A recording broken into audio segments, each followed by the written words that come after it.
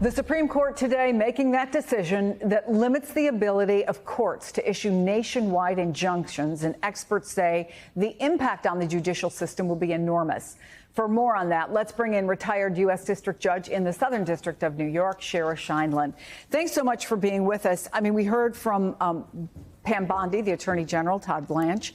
They promoted this ruling as a denunciation of lower courts.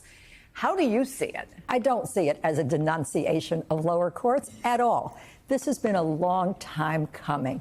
I have to say, I anticipated this ruling. I'm not surprised by this ruling.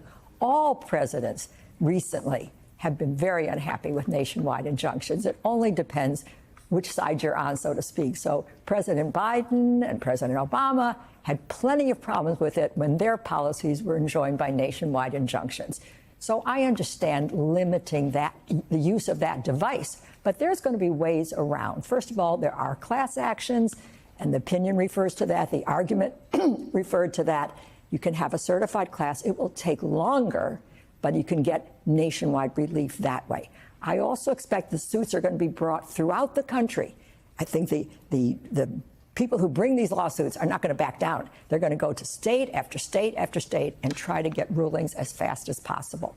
Well, we just heard from two of the people involved in this particular case saying we're not backing down. No. But having said that, the argument that was made, including in the dissent, was if ever there was a case that argued that a district court injunction should have national implications because of the way people go across borders, this was it. Do you agree with that? Yes, there's truth to that. And if I were a sitting judge, I would have issued a nationwide injunction because this executive order is blatantly unconstitutional. It simply conflicts with the language of the 14th Amendment, Section 1, which says if you give birth here, the person who's born is a citizen. It's that simple. So it's kind of a shame that we don't have that protection now, but a lot can happen when it goes back to the lower court. This decision didn't exactly vacate the order. It said it has to be narrowed. It has to be narrowed in a way that makes it applicable to give complete relief. And I'm sure the Attorney General is going to say, in order to have complete relief, we need it to be across borders. And the individuals will certainly say has to apply throughout this state. So I think there's room to see what will develop when it goes back to the lower court. I mentioned when I introduced you, Judge, that you were a U.S. District Judge in the Southern District of New York. Is your phone blowing up? What are the conversations now? What were the conversations going into this? Well, I watched the oral argument, and that's why I said I anticipated this ruling. The bench asked a lot of questions about class actions. Couldn't it be done under Rule 23, which is the federal rule that governs class actions?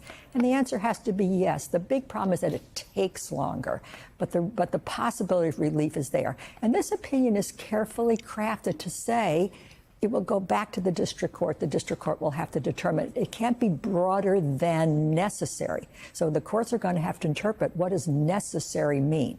But what everybody has to understand is there was no opinion here about the birthright citizenship question, and claiming otherwise is false. In fact, the three dissenters, they said it's unconstitutional. So we already know what their vote will be when it goes back to the U.S. Supreme Court. If you were a U.S. District Judge right now, would it change in any way the way you operate or approach a ruling?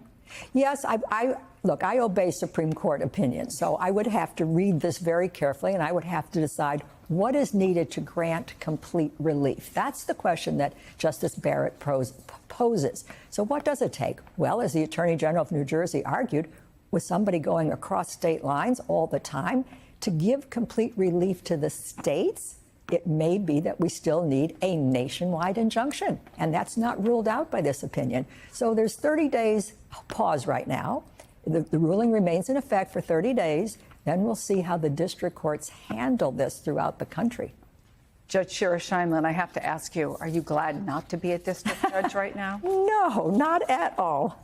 Well, thank you for coming on the program. It's our good fortune that you're able to come and be with us. Thank you for having me. Thank you so much.